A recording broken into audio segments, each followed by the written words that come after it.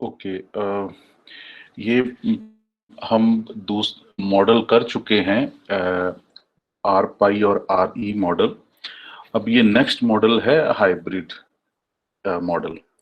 तो ये वाला हाइब्रिड मॉडल भी हम कंप्लीट करके तो एक बेसिक कंपैरिजन पता चल जाएगा, और साथ में फिर हम इसके न्यूमेरिकल्स भी करेंगे, उससे और ज्यादा कंपैरिजन उसमें मतलब क्लियर होगा।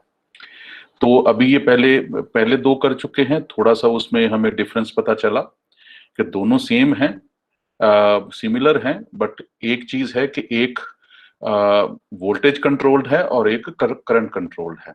Are E was the current controlled model, R pi was the voltage control model, जिसमें कि हम वीबीई को कंट्रोल करते हैं और ट्रांस कंडक्टेंस जो हमने फाइंड आउट की थी।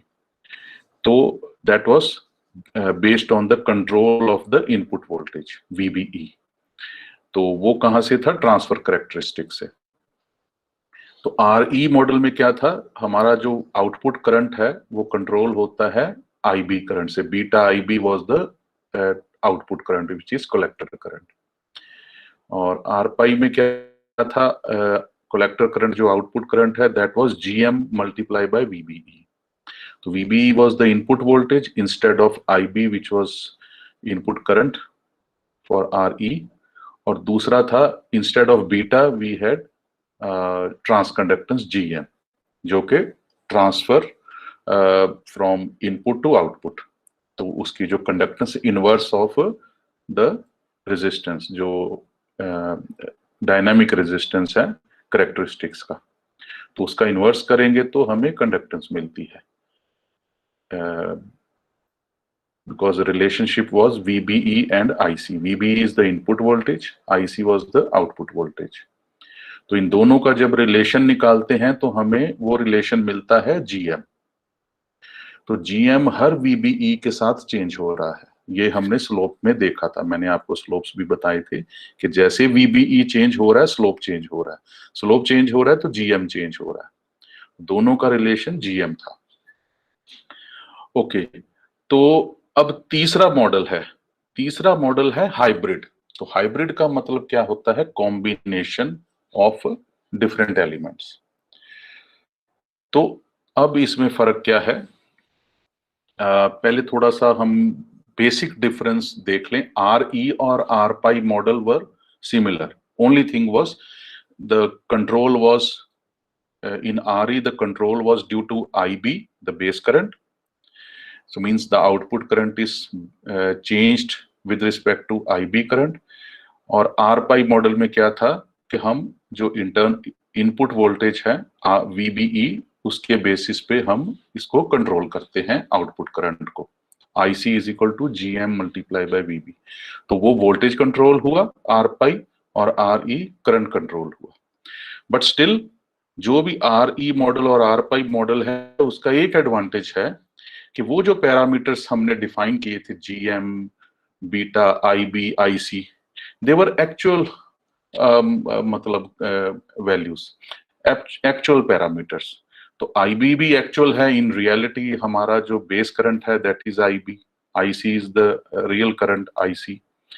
और GM भी हम ट्रांस कंडक्टेंस फाइंड आउट करते हैं based on the slope. Inverse resistance हमें पता चल गया, डायनामिक रेजिस्टेंस, तो उसका इनवर्स कर लिया तो हमें GM की वैल्यू पता चल जाएगी। VBE भी हम वेरी करते हैं फ्रॉम 0 to 0.7। अगर सिलिकॉन की बात करें तो हमें एक्चुअल ऑपरेटिंग कंडीशंस पे हम इजीली कैलकुलेट कर सकते हैं। लेकिन अब हम हाइब्रिड करेंगे तो हाइब्रिड जो है वो हमें दूसरे तरीके से फाइंड आउट करना होता है। तो नॉर्मली जो ट्रांजिस्टर में मॉडलिंग होती है वो हाइब्रिड बेस्ड मॉडलिंग ही होती है नॉर्मली। तो वैसे तो ये आर ई और R pi model simple techniques हैं, सिंपलिस्टिक अप्रोच है कभी यूज करनी हो तो। बट अगर कॉम्प्लेक्स सर्किट है तो हाइब्रिड मॉडल यूज होता है। तो वो हम देखेंगे क्या होता है। तो उसके ये 4 पैरामीटर्स हैं। इंस्टेड ऑफ आर ई और R pi we have 4 parameters. तो उसमें तो इसमें ये 4 पैरामीटर्स हम आगे देखेंगे क्या है। तो इनके यूनिट्स भी अलग अलग हैं, तो रेजिस्टेंस से लेके यूनिट लेस और फिर सीमेंस, तो अलग अलग यूनिट्स हैं, वो भी हम देखेंगे क्या है इनका सिग्निफिकेंस। अब थोड़ा सा, जैसे हम जानते हैं टू पोर्ट सिस्टम, हमने जब आरई मॉडल किया था तो टू पोर्ट सिस्टम के बेसिस पे ही किया था। तो टू पोर्ट सिस्टम को अगर हम ये देखते हैं कि ये इनपुट पोर्ट है, तो कॉमन एमीटर में ये बेस हुआ और ये कॉमन एक एमीटर हो गया जो कि इनपुट और आउटपुट दोनों में कॉमन था, और इनपुट पे एक बेस टर्मिनल हुआ और आउटपुट पे कलेक्टर टर्मिनल हुआ। तो इधर भी सेम है मान के चलो, लेकिन हम इसमें अब voltage V1 is the input voltage, V2 is the output voltage, वही जो उसने टू पोर्ट में किया था। तो I1 is the input current, जो कि बेस करंट भी हो सकता है आरई मॉडल अगर लें तो I2 is the output current, जो कि कलेक्टर करंट हो सकता है। तो कॉमन एमीटर में ये I2 जो आउटपुट करंट है that is collector current, I1 input current is the base current. अब voltage and current means input output voltage and input output current both are related with some constants over here, which is a kind of a impedance at port 1 1, port 1 2, port 2 1 and port 2 2। तो ये हम देखेंगे क्या है। तो अगर इसको हम सिंबॉलिकली देखें तो ये चीज है। So this is the input current I1, this is the source impedance, this is the input impedance जो Z12 मल्टीप्लाई बाय I2। तो ये हमारे पास एक इनपुट वोल्टेज हुआ, इनपुट करंट और ये input voltage, because current multiply by impedance is the voltage, so this is an input voltage। So this is an output voltage, output current and the output resistance और impedance. तो इसको थोड़ा सा और देखते हैं आगे। अब इसको और अगर हम सिंप्लीफाई करें, व्हाट इन सारे चार कांस्टेंट्स की वैल्यू अगर फाइंड आउट करें, तो ये भी आप इजीली आप जानते हो कैसे मैट्रिक्स को सॉल्व करना है। तो दिस, इसमें ज्यादा टाइम नहीं लगाऊंगा। तो this Z11 the input impedance at the port 1 and 1। तो इनपुट पोर्ट पे जो इम्पिडेंस है जो ये वाला है, तो उसकी क्या वैल्यू है, input voltage V1 divided by input current I1 when I2 means when the output current is 0। तो आउटपुट करंट को हमें 0 पुट करना पड़ेगा, तो तब इन दोनों का रेशियो जो होगा that will give us the value of input impedance, sorry Z11। Z12 जो कि इम्पिडेंस है इन दोनों के रिलेशन में, Z1 means port 1 and port 2। सो इन दोनों के अक्रॉस जो इम्पिडेंस है, पोर्ट 1 और पोर्ट 2 के बीच में जो इम्पिडेंस है, वो क्या होगा, input voltage divided by output voltage, और V1 बाय I2। वो तब मेजर करना है जब हमने I1 को 0 पुट किया, एंड सो ऑन। तो सेम 2-1 के लिए भी और 2-2 के लिए सेम टेक्निक, सेम प्रोसेस। तो इसमें हम करंट को 0 कर रहे हैं, पहले इनपुट करंट को 0 कर रहे हैं, फिर आउटपुट करंट को 0 कर रहे हैं। तो करंट को 0 कैसे करेंगे, इसको ओपन सर्किट कर देंगे, या इतना इम्पिडेंस इसका हाई कर देंगे कि आउटपुट ये करंट जो है फ्लो नहीं करेगा, मींस के एक तरह से काइंड ऑफ ओपन सर्किट हो जाएगा। तो इस पोर्ट को, जो आउटपुट पोर्ट है, इसको ओपन सर्किट करना पड़ेगा। अगर इनपुट करंट 0 करना है तो इनपुट पोर्ट को ओपन सर्किट करना पड़ेगा। तो इस तरह से हम सारी वैल्यूज Z11 से लेके Z22 तक फाइंड आउट कर लेंगे। तो जब इसको 0 पुट किया आउटपुट करंट को, तो इन दोनों का रेशियो जो हुआ that will be the value of Z11 and so on. तो ये हम जब फाइंड आउट करते हैं हर इम्पिडेंस, जो ये इनपुट, ये जो रिलेशन है इन दोनों पोर्ट्स का, वो वाला इम्पिडेंस और ये वाला, कि दोनों पोर्ट्स के बीच में कितना रेजिस्टेंस है इन दोनों के बीच में, और इनका खुद का इंडिविजुअल इंपेडेंस कितना है, इनपुट पोर्ट का और आउटपुट पोर्ट का, shown by Z11 and Z22। तो ये चारों रिलेशन मिल गए हमें। ये नॉर्मली यूज होता है जब हम इलेक्ट्रिकल सर्किट करते हैं। तो ये हम जानते हैं कि जब कोई लोड कनेक्टेड ना हो तो उसका gain V out divided by V in. V out यहां पर है और ये V इन है। V out divided by V in when no load is connected, तो ये हम जानते हैं।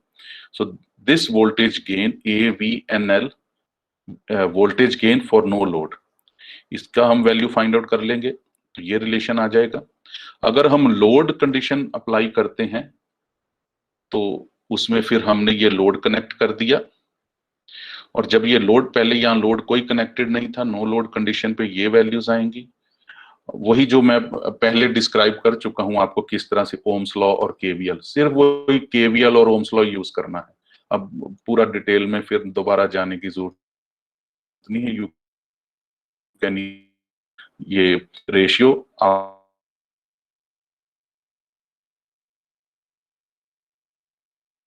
आउटपुट इंपिडेंस और कनेक्ट करते हैं तो ये लूप हो जाएगी, टूल आप लगाओगे, डिवाइड हो रही, वोल्टेज मिल जाएगी, इसी से लोड कंडीशंस, तो ये हमारी वैल्यू आ जाएगी। सेम वही ओम्स लॉ और केवीएल यूज करना है इसमें, वोल्टेज डिवाइडर रूल इसमें अप्लाई करके वोल्टेज की। But this is not the transistor circuit yet now, ये इलेक्ट्रिकल सर्किट है, इलेक्ट्रिकल थ्योरी बेसिक, ये बेसिक थ्योरी है। तो ये हम जानते हैं। अब इसी के लाइंस के ऊपर ही चलना है, ये मैंने सिर्फ नॉलेज के लिए बताया है जो आप फर्स्ट सेमेस्टर में कर चुके हैं। तो अब इसी को हमने यूज करना है हाइब्रिड मॉडल बनाने के लिए। तो उससे पहले बस हमने वो कुछ कंडीशंस फाइंड आउट करनी है कि जब टू पोर्ट इक्वेशंस हम मतलब रियलाइज करते हैं, मतलब डिफाइन करते हैं, तो उस वो जो कंडीशंस हैं वो हमें इस पिछले मतलब इलेक्ट्रिकल थ्योरी से अंदाजा है।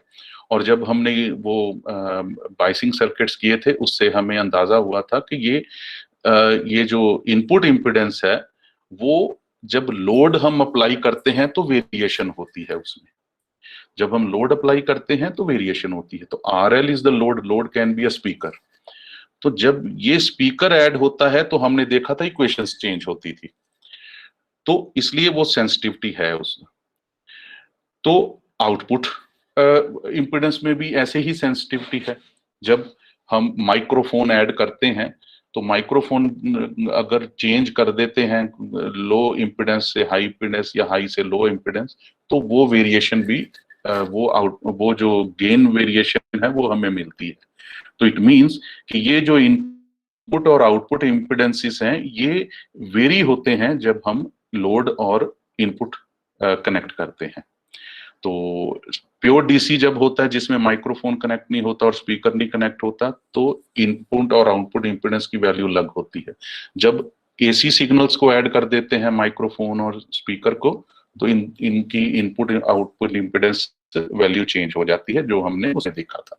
सो इसलिए हम बोलेंगे कि they are sensitive to these load conditions और input resistance which is the microphone, RL is the speaker.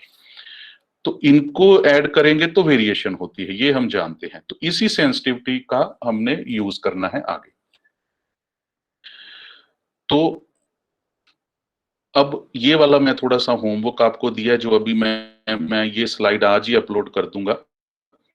तो ये जो मैंने अभी यहाँ पर ये किया बेसिक थ्योरी जो है कि केवीएल केसीएल ओम्स लॉ लगा के, और output by input is the voltage gain at no load condition और एट लोड कंडीशन।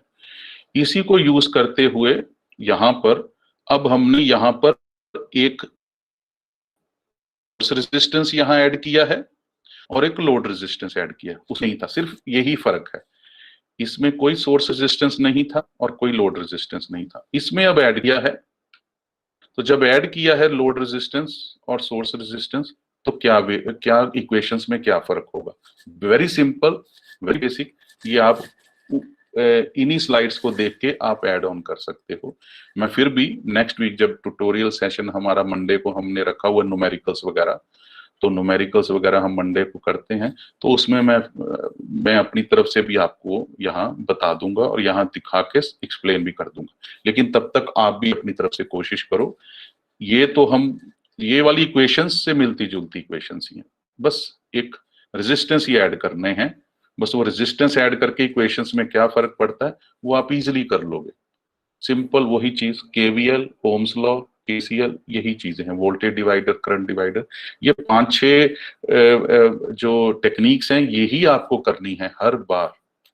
और लेकिन बस यही पता करना है कि आपको ये चीजें कहाँ और कब यूज करनी है, बस इतना पता होना चाहिए।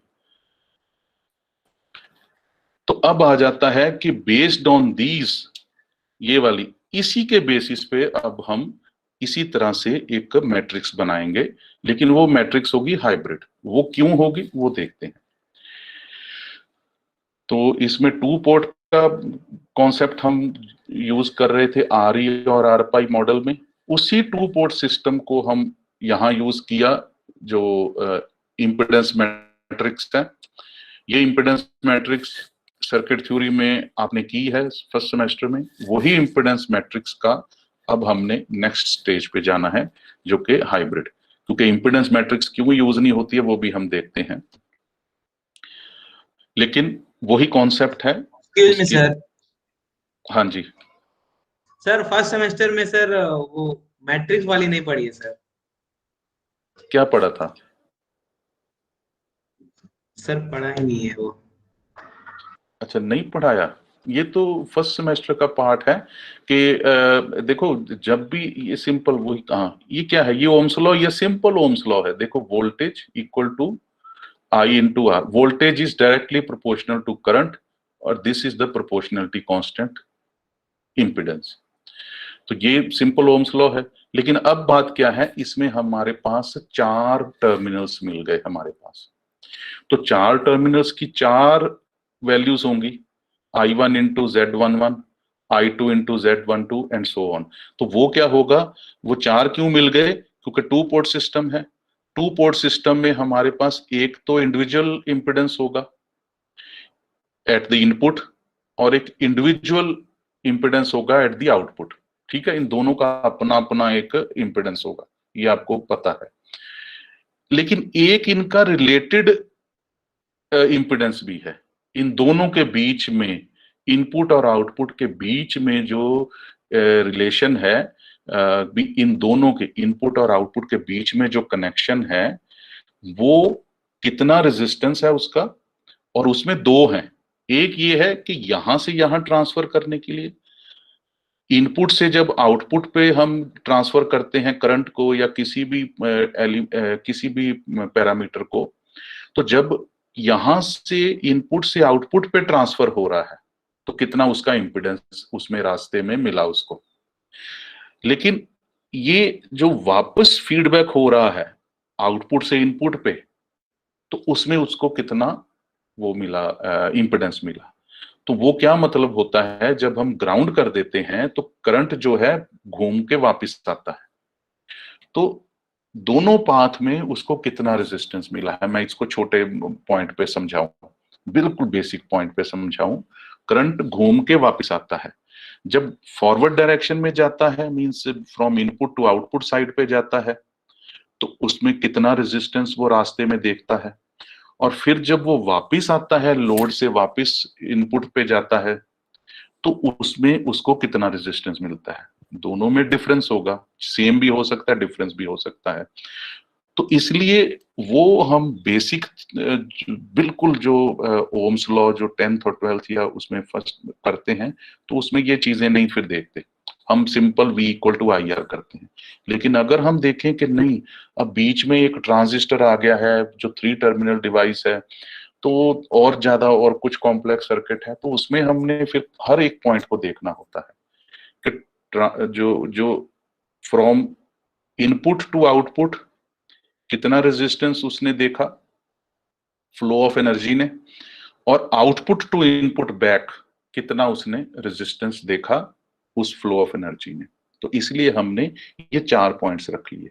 इंडिविजुअल का तो हमें मालूम है, तो ये चारों पॉइंट्स फिर यहां पर हम देखते हैं। ये क्यों हम जीरो पुट करते हैं वो भी आगे मैं बताऊंगा आपको। तो यहां भी जीरो, एक टाइम पे हमने इनपुट करंट जीरो पुट किया है, एक टाइम पे हमने आउटपुट करंट जीरो पुट किया है। मींस इन दोनों को जब जीरो पुट करते हैं तो फिर इनकी रेशियो हम देखते हैं, तो फिर हम इसकी वैल्यू कैलकुलेट कर लेते हैं। तो ये हो गया इंपिडेंस मैट्रिक्स फॉर्मेट। अभी हम करेंगे हाइब्रिड, ये इसको इंपिडेंस मॉडल भी बोल सकते हैं। So this is an impedance model of a to port system.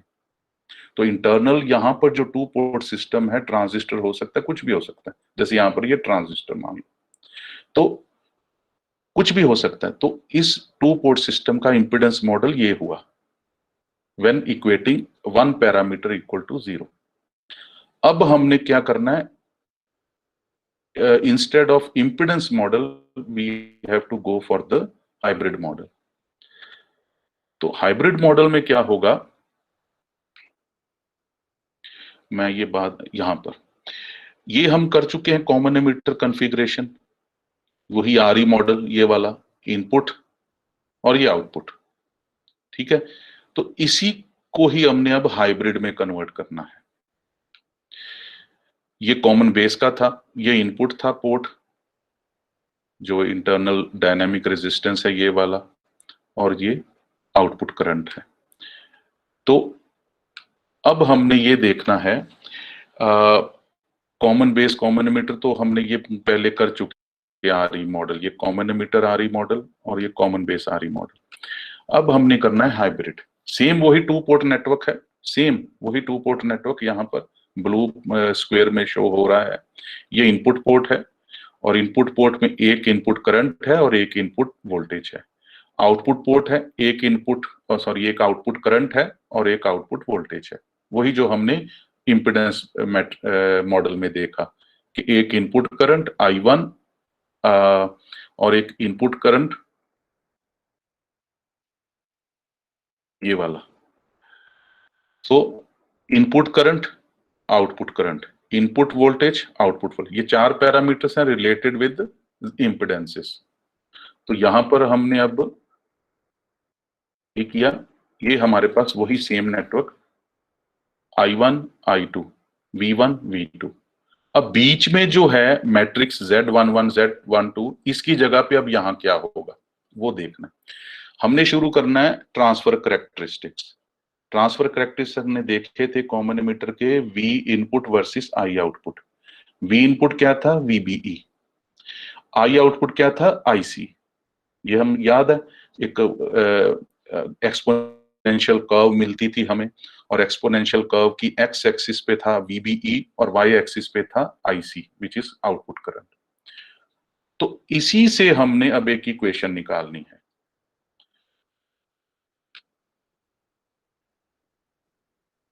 V input and I output. Impedance model में क्या था, V input and V output equal to Z matrix multiply by current matrix I1 and I2, यही था अभी हमने देखा। लेकिन hybrid model में हम V इनपुट और V आउटपुट नहीं निकालते हैं, हम निकालते हैं V input and output current. ये डिफरेंस हमें दिखा इंपिडेंस मैट्रिक्स से यहां पर। वो क्यों है आप यहां से देख सकते हैं, ट्रांसफर कैरेक्टरिस्टिक्स में हमारे पास एक, जब हमने VI कैरेक्टरिस्टिक्स उसके बनाए थे, एक्स एक्सिस पे हमारे पास था input voltage, that is input voltage. Y axis पे हमारे पास क्या था, IC, that is output current. तो ये है आउटपुट करंट। तो हमने based on the transfer characteristics हमने इस एक मॉडल को बनाना है। तो इंपिडेंस मॉडल अब निकल गया, जिसमें दो इक्वेशंस बनती हैं, one is for V1 which is V input, another one is for V out which is V2। वहां पर उसकी जगह हमने I2 मींस I आउटपुट निकाल दिया। ये बहुत इंपॉर्टेंट है, ये आपको याद रखना है कि ये इसलिए किया क्योंकि based on the transfer characteristics जो हमने आर पाई मॉडल में किया था। ट्रांसफर कैरेक्टरिस्टिक्स हमने आर पाई मॉडल में यूज किए थे, जीएम मल्टीप्लाई बाय वीबीई, वही हमने यहां करना है। अब कैसे बनाना है, ये हमारी एक इक्वेशन बन गई। तो v input is equal to this parameter plus this parameter and I output is equal to this parameter multiply by this and this। तो हमारे पास एक मैट्रिक्स अब बन जाएगी H11, H12, H21 and H22। वहां क्या थी, Z11, Z12, Z21 and Z22। उसकी जगह अब हमने Z मींस इंपिडेंस मैट्रिक्स की जगह अब हमने H मैट्रिक्स रख ली, which is called hybrid matrix. और वो मैट्रिक्स एक मॉडल है, क्योंकि अगर इनकी वैल्यूज हम फाइंड आउट कर लें तो वो मॉडल बन गया ग्राफिकली जब हम इसको ड्रॉ करते हैं। जब मैथमेटिकली इसको लिखते हैं तो ये मैट्रिक्स फॉर्म में होगा, ग्राफिकली जब ड्रॉ करेंगे तो वो मॉडल हो जाएगा। तो अब ये हमारे पास फिर इनकी वैल्यू कैसे निकालनी है वो हमने अब देखना है। डायरेक्टली हम आ गए इस पे बेस्ड ऑन ट्रांसफर कैरेक्टरिस्टिक्स। तो हमने अब v इनपुट और v आउटपुट की जगह i आउटपुट लिया है। अब ये देखते हैं क्या चीज है H11 और ये सारे चार पैरामीटर्स जो हैं। H11, what is H11? H11 is v input or ratio of v input and I input, means input current and input voltage। तो यहां का एक इंडिविजुअल H पैरामीटर हुआ यहां पर, which is the ratio of input voltage and input current। So we have H11 at the individual input port। वो कब होगा, VI और I इन दोनों का जो रेशियो है वो कब फाइंड आउट करना है, कब कैलकुलेट करना है, जब हमने आउटपुट वोल्टेज को 0 पुट किया। तो हम क्या करते हैं, नॉर्मली ये जो पैरामीटर्स हैं हाइब्रिड पैरामीटर्स, ये लैब में टेस्ट होते हैं। सो ये लैब में जाके इनको मेजर किया जाता है। जब भी कोई मैन्युफैक्चरर ट्रांजिस्टर बनाता है ना, तो जब भी वो ट्रांजिस्टर बनाता है तो ये पैरामीटर्स वो कैलकुलेट करता है। तो वो कैलकुलेट कैसे करेगा, वो लैब में जाता है, बना के ट्रांजिस्टर बना, लैब में गए, लैब में जाके उसने पहले वी आउट को 0 किया। वी आउट 0 कैसे होगी, शॉर्ट सर्किट। तो मींस आउटपुट पोर्ट को शॉर्ट करना पड़ेगा। तो एक सिंपल वायर लगा देनी है जिसमें शॉर्ट सर्किट हो, almost short circuit, means resistance should be almost equal to 0। उस वायर का रेजिस्टेंस बहुत कम होना चाहिए जो आउटपुट पोर्ट को शॉर्ट कर रही है। तो वो शॉर्ट सर्किट आउटपुट पोर्ट पे लगाया, मींस एक सिंपल वायर कनेक्ट कर दी लो रेजिस्टेंस की। तो फिर हमने यहां मल्टीमीटर लगाया इनपुट पोर्ट पे, तो वहां वोल्टेज मेजर कर ली और करंट मेजर कर लिया। वो जो वैल्यू आएगी वो हम जानते हैं as per Ohm's law, V divided by I is equal to resistance. तो वो ये ओम्स के यूनिट्स होंगे इसके। H11 has units of ohms, so it means it is a pure resistance. तो ये यहां पर रेजिस्टेंस होगा H11। तो इसको क्या नाम दिया है, short circuit input impedance parameter. जब हमने आउटपुट को शॉर्ट किया, आउटपुट को शॉर्ट कैसे करेंगे, जब हम स्पीकर लगाने की जगह जो स्पीकर के जो दो वायर्स हमने स्पीकर को कनेक्ट किए थे, निकाल दिया स्पीकर, उन दोनों वायर्स को इकट्ठे कनेक्ट कर दिया, तो लोड खत्म कर दिया, आउटपुट खत्म कर दी, दोनों को वायर्स को कनेक्ट कर दिया।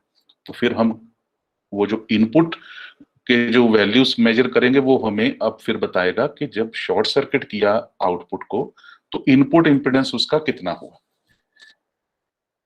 बड़ा इंपॉर्टेंट है, बड़ा इंपॉर्टेंट पैरामीटर कि भाई आउटपुट कुछ नहीं है लेकिन इनपुट इंपेडेंस कितना हुआ उसका। तो ये वाला पैरामीटर दिखाता है।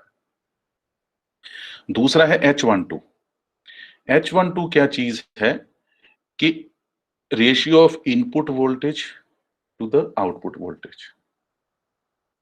तो वो कब होगा, जब इनपुट करंट को हम 0 पुट करेंगे।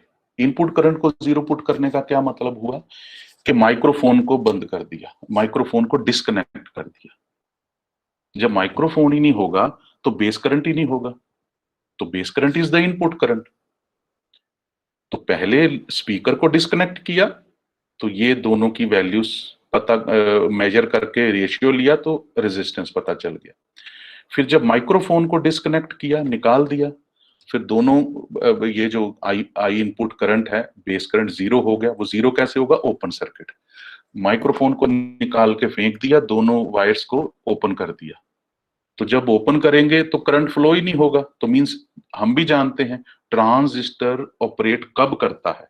जब इनपुट करंट फ्लो हो, बेस करंट फ्लो हो। अब जब बेस करंट ही नहीं फ्लो हो रहा, तो इसका मतलब ट्रांजिस्टर वर्क ही नहीं कर रहा, काम ही नहीं कर रहा है, it's not in operating condition. तो फिर उस वक्त रेशियो क्या है वोल्टेजेस की? तो वो जब हम मेजर करेंगे, दैट इज पैरामीटर H12। तो वो हो गया open circuit reverse transfer voltage ratio. तो रिवर्स ट्रांसफर वोल्टेज रेशियो का मतलब ये हुआ कि जब हमारे पास इनपुट पे कनेक्शन ही कोई नहीं है, तो आउटपुट से कुछ ट्रांसफर हो रही है वोल्टेज फीडबैक में, फीडबैक में कुछ आउटपुट से ट्रांसफर हो रही है वोल्टेज बैक इन। तो हम जब जानते हैं ना कि जब हम ये मैं आपको सीधे से तरीके से बताता हूँ, जब हम क्या बोलते हैं कि जब ब्रेक लगाते हैं किसी चीज में, जब ऑटोमोटिव चल रहा होता है या कुछ, तो वो थोड़ा सा एकदम से धक्का लगता है। वो जो धक्का लगता है, थोड़ा सा एक जर्क सी लगती है जब ब्रेक लगती है, तो वो जो क्या जर्क होती है, वो एक एनर्जी फीडबैक होती है, वापस आती है 2 सेकंड के लिए। तो वो एनर्जी जो चल रही होती है, गाड़ी एकदम से उसको जब ब्रेक लगा के रोकते हैं, तो वो एनर्जी 2 सेकंड के लिए वापस किक बैक करती है, फीडबैक होती है। तो वो हम मेजर कर रहे हैं H12 में। H12 मेजर्स दैट पार्ट, कि उससे हमें पता चल जाएगा कि ये ट्रांजिस्टर जो हमने मैन्युफैक्चर किया है, ये उतनी जो एनर्जी वहां से वापस आ रही है एकदम से, उसको विथस्टैंड कर रहा है। कई बार धक्का लगता है, ब्रेक लगती है, एकदम से धक्का लगता है, तो हम गिर भी पड़ते हैं गाड़ी से। सर वो तो तो वो इनर्शिया की वजह से होता है ना सर? क्या है? इनर्शिया की वजह से होता है सर? थोड़ा सा नहीं, पता नहीं चल रहा, क्या बोल रहे हो? सर इनर्शिया की वजह से ना होता है सर, वो इनर्शिया ऑफ मोशन। हाँ हाँ, बिल्कुल बिल्कुल। तो तो सर कौन सा ये एनर्जी होता है सर वहाँ पे? देखो, अभी आप बोल ये रहे हैं ना सर तुमने एनर्जी। पढ़ा होगा ना कि जब भी कोई चीज एकदम से, एनर्जी क्या है ना, क्रिएट होती है क्या बोलते हैं, जो एनर्जी जो सम है, टोटल सम है एनर्जी का, जीरो होता है। तो जब एनर्जी चल रही,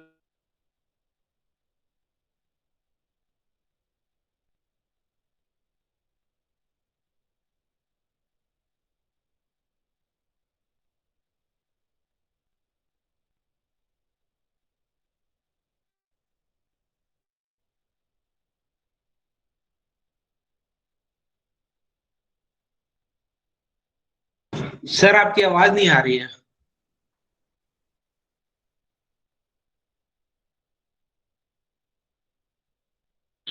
आवाज नहीं आ रही सर आपकी?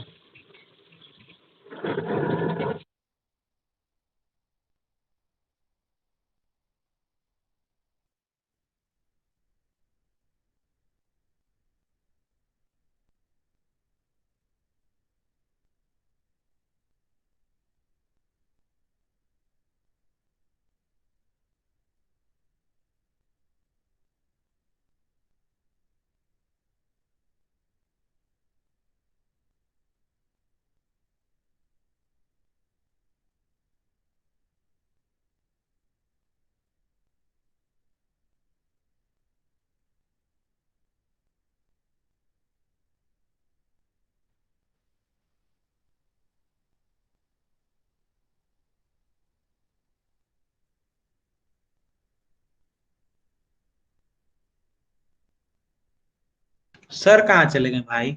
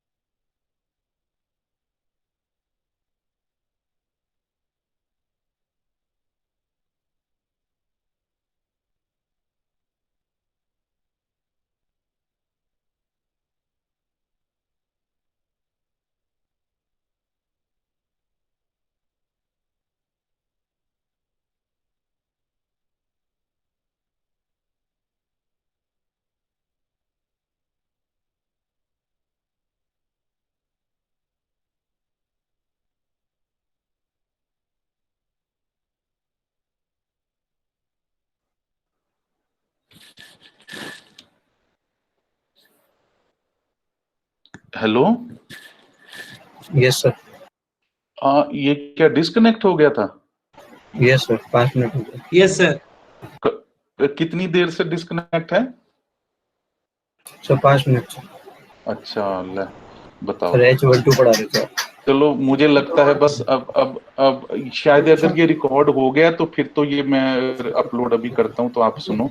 नहीं हुआ ना रिकॉर्ड, फिर दोबारा से बोलूंगा। अब तो क्लास हो गई तो फिर दोबारा से इसको एच मॉडल से शुरू करूंगा। अगर किसी को पूछना हुआ तो मुझसे पूछ लेना।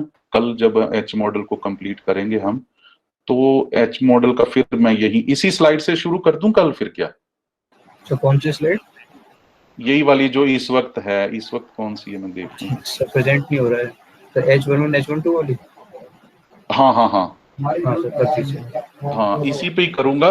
तो हाँ, H1 H2 वाली को ही एक्सप्लेन करूंगा, और फिर उसके बाद ये वाली समझ आ गई ना, तो फिर आगे 2 स्लाइड्स कोई मुश्किल नहीं है। हाँ ठीक है, okay okay okay. Okay sir. Thank you sir. Okay, thank you.